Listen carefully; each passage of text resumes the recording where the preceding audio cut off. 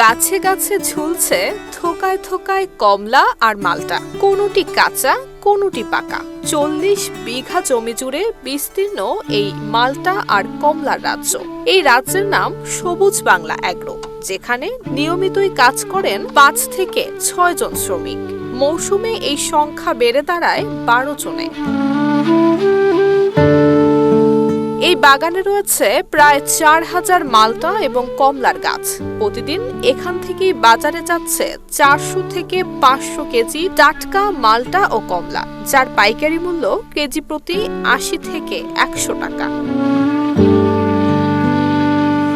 আধুনিক কৃষির এই বিপ্লব ঘটিয়েছেন কম্পিউটার প্রকৌশলী আতিকুর রহমান। মানিকগঞ্জের সিংগাইরের দক্ষিণ জামশায় তৈরি করেছেন 40 বিঘার এই মালটা কমলার বাগান। ডায়ালগ সুবাসিত টয়লেট ক্লিনার, যার পাওয়ার প্লাস ফর্মুলা টয়লেটের কোনায় কোনায় পৌঁছে 99.99% জীবাণু ধ্বংস করে। রিমার্ক, যেখান থেকে ফলগুলো বিক্রি করে প্রতি মৌসুমে তিনি আয় করেন 20 থেকে 22 লাখ টাকা।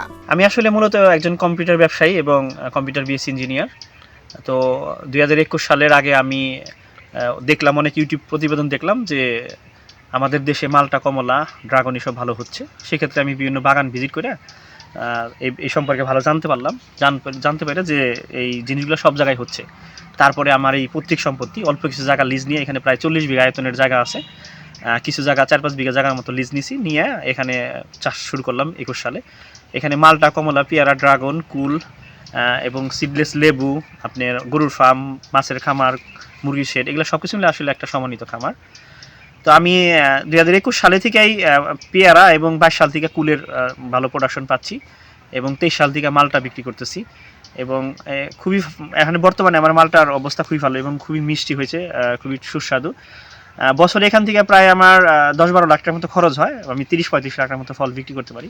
20-22 লাখ টাকার মতো প্রতি বছর আর্ন হয়। চাকরি ছেড়ে কৃষিতে সফলতার নতুন দৃষ্টান্ত স্থাপন করেছেন আতিকুর রহমান, যা এখন অনুপ্রেরণা হয়ে উঠেছে এলাকার তরুণদের কাছে।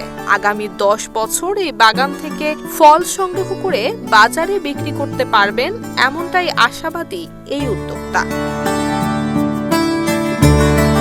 নুসরাত জাহান মেহেক, ঢাকা পোস্ট।